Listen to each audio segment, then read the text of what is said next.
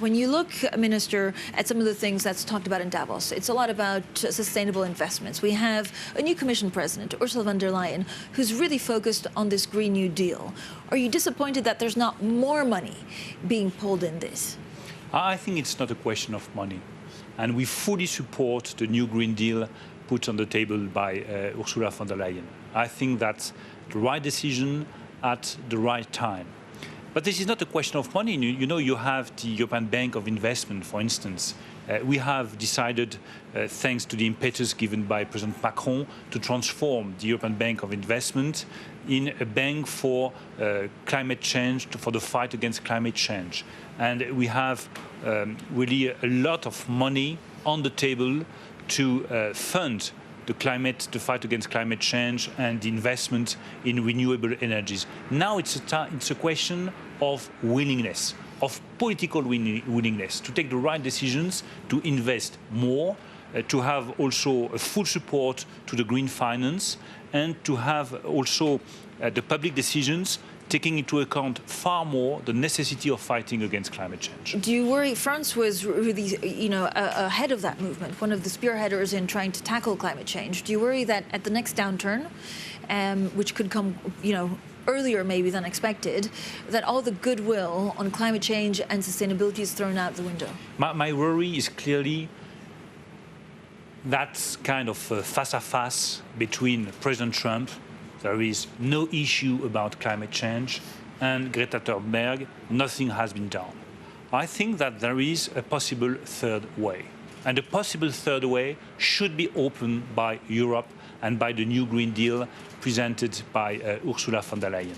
I mean, a process that would change our behaviors, change the way we are living in our societies, changing our investment, changing the finance, changing also the capitalism as a whole, to have a sustainable model, a sustainable economic model.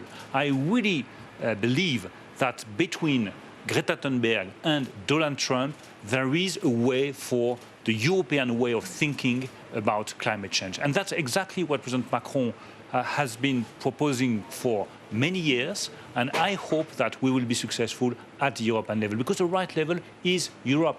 Let's take the example of electric car batteries. We will all support that idea, and we are all aware that it's better to have cars with electric car batteries instead of having the usual cars. But it would have been totally impossible to put that in place without having a European process and the European support. But will Europe actually find a harmonized way of defining, right? At the moment, we have a language problem in defining what exactly is sustainable, what it's not. And we don't even have a price for carbon. That's the key question, price for carbon. The second key question is the mechanism at the European borders to ensure that the products coming from abroad are taxed at the right level. Otherwise, we will reduce the level of CO2 emission within the borders of Europe, but we will continue to import products that are emitting a lot of CO2. So this question of the inclusive mechanism at the European borders is absolutely key. That's the second point. And the third one is to have more transparency, more information about the investments that can be considered as green investment. We do not want any kind of greenwashing. We want clean, effective green investments, and that question of taxonomy, of transparency, is key to ensure that we are on the right track. Minister, how's the relationship between Japan and France, given what we saw in the last 12 months, so the incarceration of Carlos Ghosn with then his pretty dramatic escape?